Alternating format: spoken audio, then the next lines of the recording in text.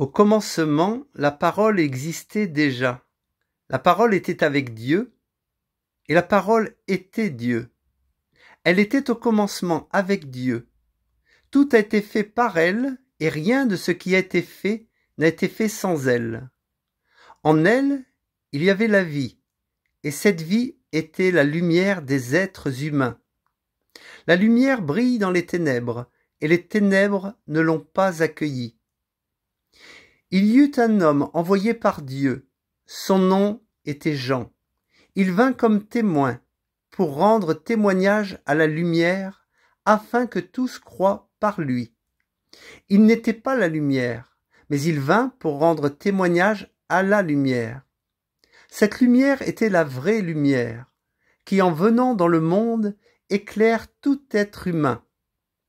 Elle était dans le monde, et le monde a été fait par elle. Pourtant le monde ne l'a pas reconnue. Elle est venue chez les siens, et les siens ne l'ont pas accueillie.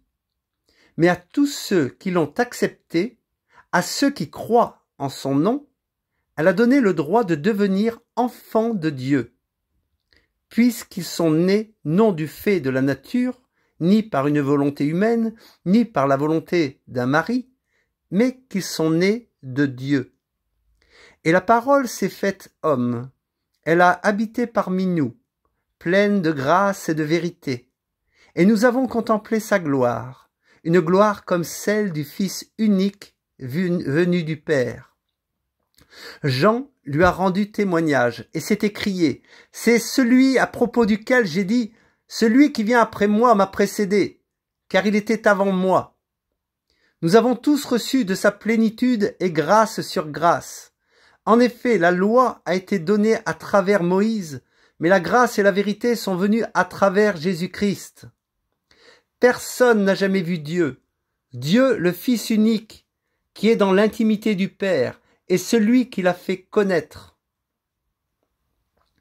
Voici le témoignage de Jean lorsque les Juifs envoyèrent de Jérusalem des prêtres et des Lévites pour lui demander « Toi, qui es-tu » Il déclara sans restriction et affirma « Moi, je ne suis pas le Messie. » Ils lui demandèrent « Qui es-tu donc? Es-tu Élie ?» Et il dit « Je ne le suis pas. » « Es-tu le prophète? » Et il répondit « Non. » Ils lui dirent alors « Qui es-tu? » Nous devons donner une réponse à ceux qui nous ont envoyés. Que dis-tu de toi-même? Moi, dit-il, je suis la voix de celui qui crie dans le désert. Rendez le chemin du Seigneur droit. Comme l'a dit le prophète Ésaïe. Ceux qui avaient été envoyés étaient des pharisiens. Ils lui posèrent encore cette question. Pourquoi donc baptises-tu si tu n'es ni le Messie, ni Élie, ni le prophète? Jean leur répondit. Moi, je baptise d'eau. Mais au milieu de vous se trouve quelqu'un que vous ne connaissez pas.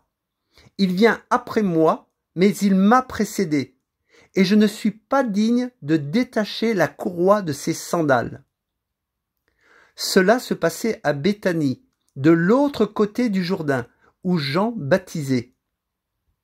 Le lendemain, il vit Jésus s'approcher de lui et dit « Voici l'agneau de Dieu qui enlève le péché du monde.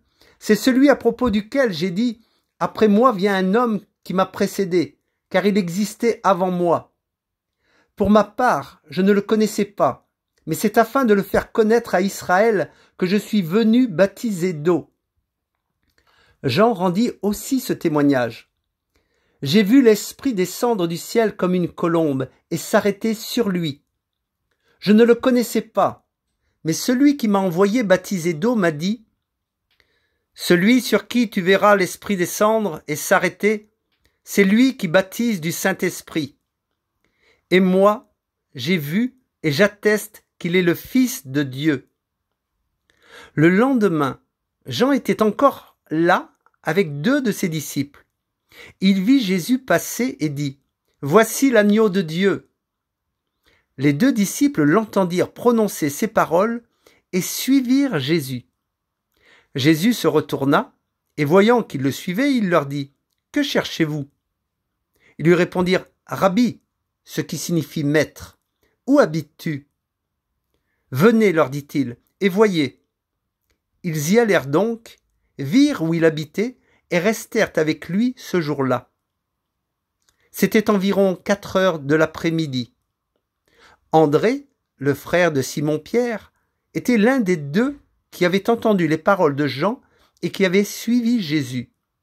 Il rencontra d'abord son frère Simon et lui dit « Nous avons trouvé le Messie », ce qui correspond à Christ. Il le conduisit vers Jésus. Jésus le regarda et dit « Tu es Simon, fils de Jonas. Tu seras appelé Céphas, ce qui signifie Pierre. » Le lendemain, Jésus décida de se rendre en Galilée. Il rencontra Philippe et lui dit « Suis-moi ».